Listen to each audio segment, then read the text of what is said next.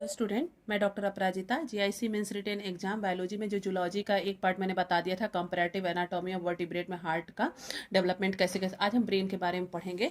इससे 10 मार्क्स का क्वेश्चन पक्का आता है एग्जाम में। तो इसको देखिए कैसे होता है ब्रेन का डेवलपमेंट, बहुत सिंपल फॉर्म में। तो ब्रेन जो होता है बेसिकली 3 पार्ट होते हैं, fore brain, mid brain, hind brain.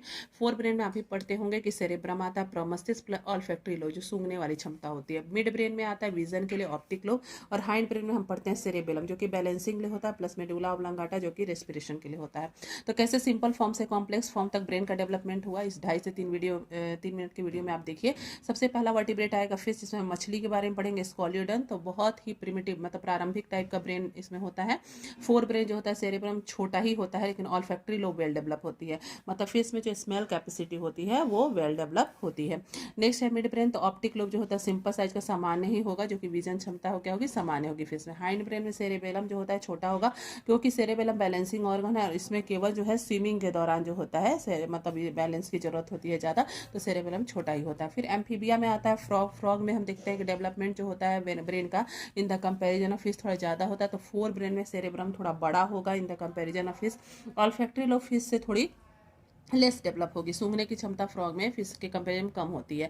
Mid brain में ऑप्टिक लोब जो होता है बड़ा बड़ा होगा और राउंड होगा, जो कि विजन के लिए होता है। हाइंड ब्रेन में जो सेरेबेलम जो होता है बहुत छोटा होता है, क्योंकि मेढक में एक्टिविटी मूवमेंट बहुत कम होता है, तो सेरेबेलम जो होता है वो बहुत ही स्मॉल साइज का होता है। नेक्स्ट हम पढ़ेंगे आप रेप्टाइल्स के बारे में, जिसमें आपका आता है लिजॉर्ड और स्नेक। तो इसमें फोर ब्रेन में देखते हैं कि सेरेब्रम जो होता है वेल डेवलप होता है, ऑल्फैक्टरी लोब लेकिन मध्याकार का होता है। मिड ब्रेन में हम देखते हैं ऑप्टिक लोब जो होता है बहुत ज़्यादा इसमें डेवलप होता है in the comparison of fish and amphibia. Hind brain में सेरेबेलम जो होता है लार्जर इन साइज होता है कंपेरिजन ऑफ फ्रॉग के, क्योंकि आपको ही पता होगा कि लिजॉर्ड स्नेक जो होता है बहुत ज़्यादा बैलेंस मतलब बैलेंस अपना बना के रखते बहुत एक्टिव होते हैं। तो फिश फ्रॉग के कंपेरिजन में सेरेबेलम इसमें बहुत ज़्यादा डेवलप होता है। बर्ड आती है नेक्स्ट, जिसमें पीजन के बारे में पढ़ेंगे। तो पीजन में जो बेसिकली आपका बर्ड आती है उसमें फ्लाइट और विजन बहुत ज़्यादा डेवलप होता है। तो ब्रेन का डेवलपमेंट इन मतलब बाकी तीनों के कंपैरिजन में इसमें ज़्यादा होता है। सेरेब्रम बहुत बड़ा होगा, ऑल्फैक्टरी लोब छोटा होगा, लेकिन ऑप्टिक लोब जो होता है वो लार्जर होगा।